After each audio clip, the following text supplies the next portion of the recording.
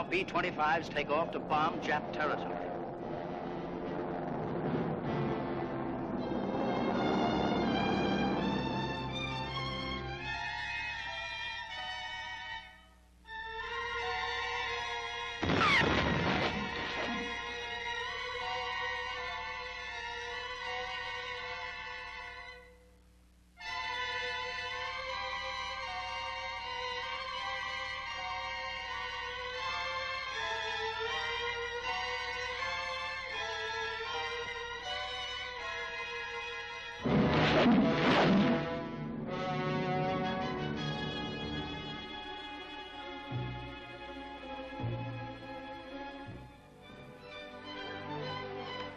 Well, boys, this is a baby you've just seen in action, the butterfly bomb. Doesn't look like much, only weighs 4 pounds and contains about 7 ounces of TNT. But it's going to give the Japs a lot of trouble, and it'll be dangerous to our own men who don't know how to handle it. It's a good anti-personnel and anti-morale weapon because it can be dropped in large numbers and can be set to explode in one of 4 ways. It can be fused to go off in the air or on impact. It can be set to explode with a delay up to 30 minutes, or it can be set to go off only when it is disturbed. These are the drogues, which act as a parachute. The side pieces turn the cable spindle. When the spindle threads are visible, the fuse is armed. This bomb was a German invention, and they used it very effectively during the Blitz against England, as you'll see in these British pictures. Okay, Jim. The Nazis used the butterfly bomb to delay much-needed production. They prevented the harvesting of crops by sowing death for the farmer. They held up troop movement.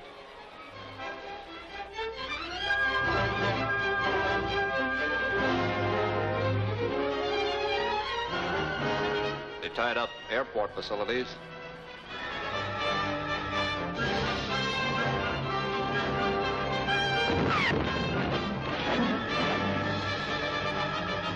Held up ship repair.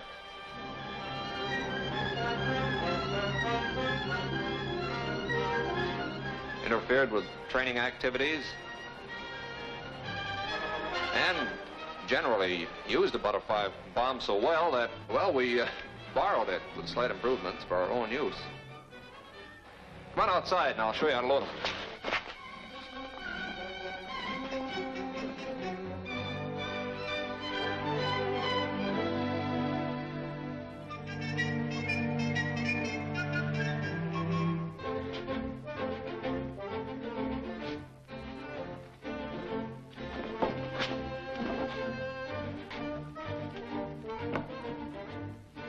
Hand here.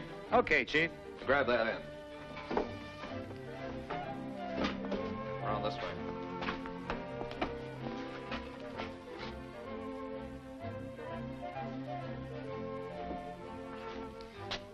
This is the M16 500-pound cluster adapter. It'll hold 90 butterfly bombs after we load it. The suspension lug guards come off before we can open the cluster adapter. You got a screwdriver, Mac? Sure, Chief.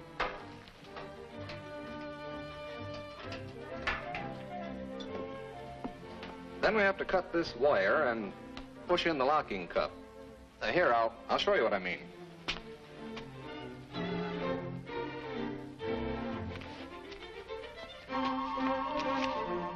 This is a cross-section drawing of the nose of the cluster adapter. Here's the wire and the locking cup which holds the top and bottom sections of the cluster adapter together. We cut the wire and the cup can be pushed back, as in this drawing.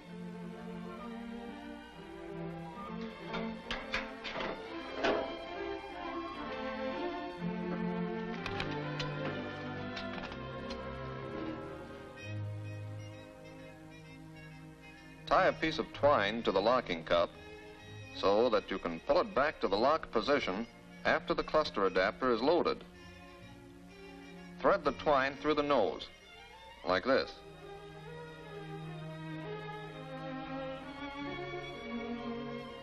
The butterflies are shipped 10 to a wafer, Get one, Mac, will you, in that box there? Oh, hold it. Don't handle the wafer by the metal straps. You might slip off. Here. Either handle the wafer on the flat side or by the cable assemblies.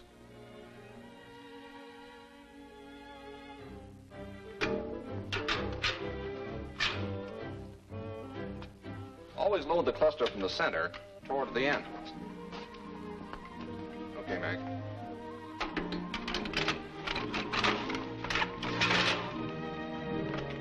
If the cluster is to be carried double suspension, the lugs are all set.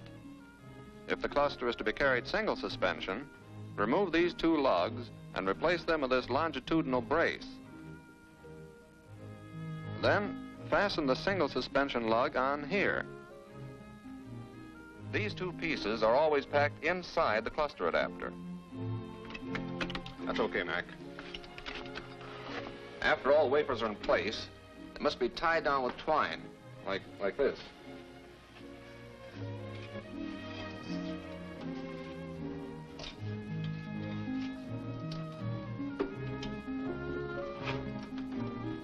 A square knot does it.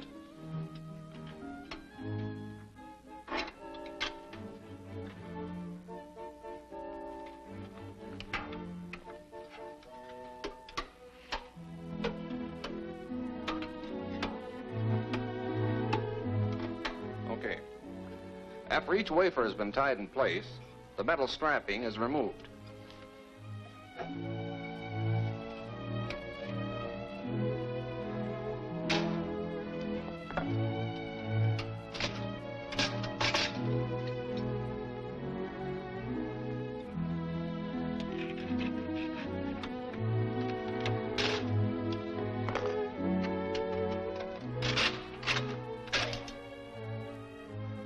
Now you try it, Mac.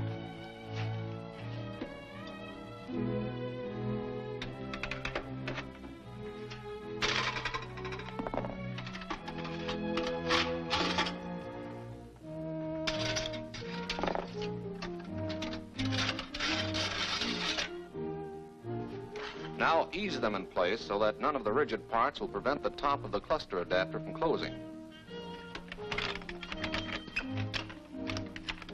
Before cutting any strings, be sure the top of the cluster adapter will close.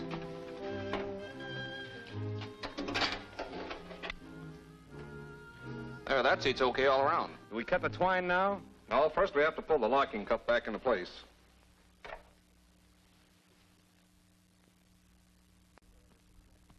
Never exert much force on this tool or it'll distort the cup.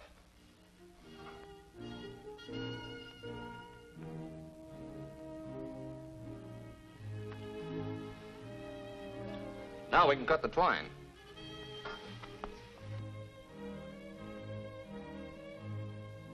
Let's pull it out on your side, man.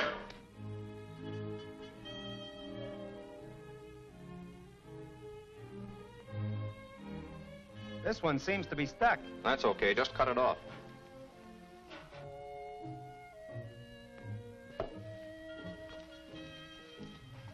The M111A2 fuse is used in these clusters.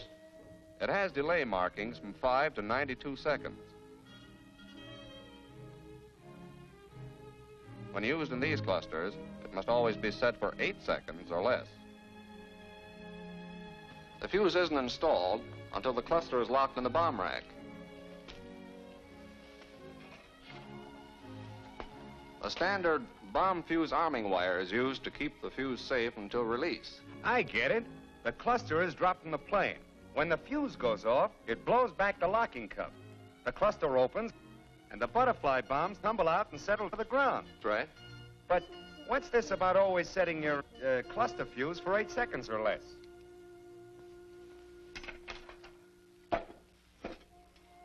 See this? When the cluster drops for more than 8 seconds, as this one did, the airspeed is so great that the drogues and side pieces are bent back, the fuses don't arm, the bombs fall bunched up and are wasted. What's this one? We gonna load it too? No, don't open that. That's already loaded. That's the M28 100-pound cluster. It's always factory loaded with 24 butterfly bombs and should never be opened.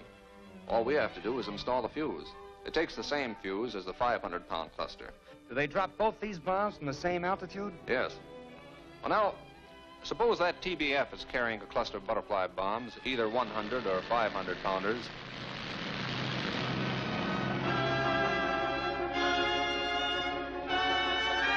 If the cluster is dropped from below 2,000 feet, the butterflies won't fall far enough to arm.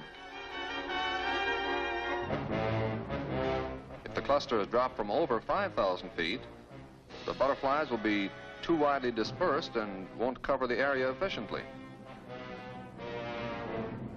So the plane must maintain an altitude between 2,000 and 5,000 feet when the cluster is released.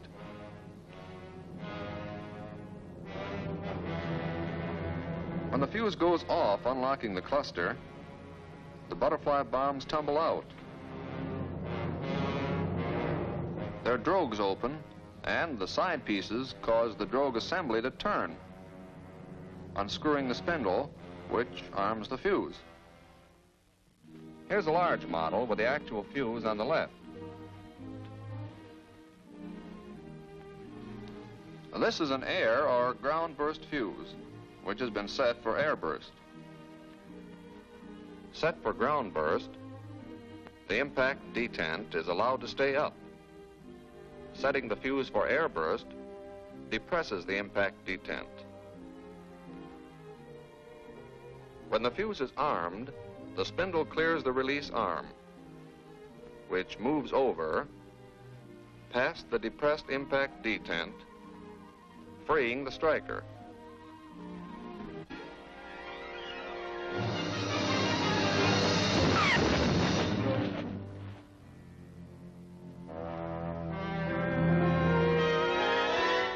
This bomb has the same type fuse, but it's been set for ground burst. It works the same way, except that the release arm is prevented from moving over to the firing position by the impact detent.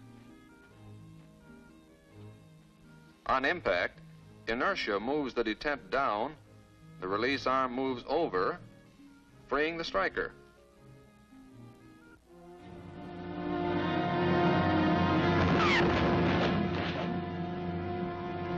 Here's a butterfly which has landed but not gone off. It has either a delay fuse or an anti-disturbance fuse. Neither has any visible identification. This is the delay fuse. The clockwork starts when the spindle is withdrawn to the armed position.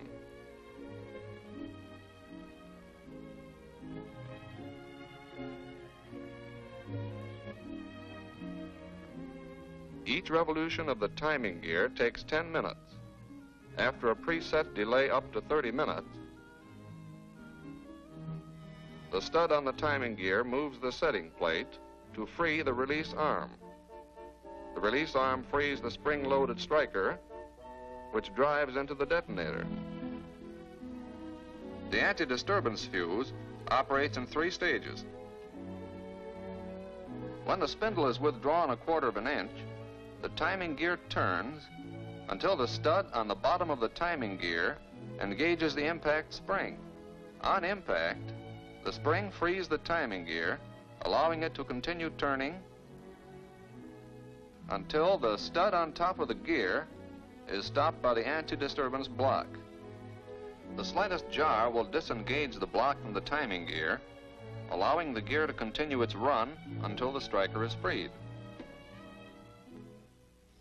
You've seen how the 4 different fuses work.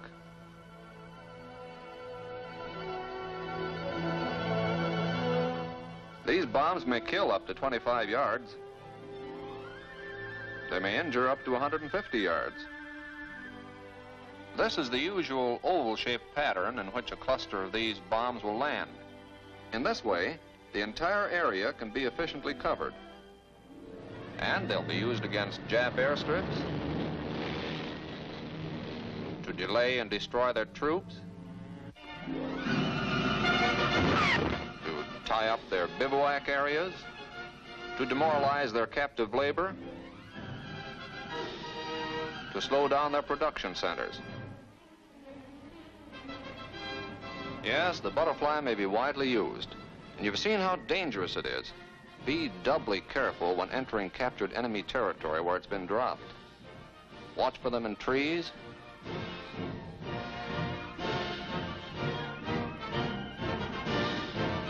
Watch for them on the ground.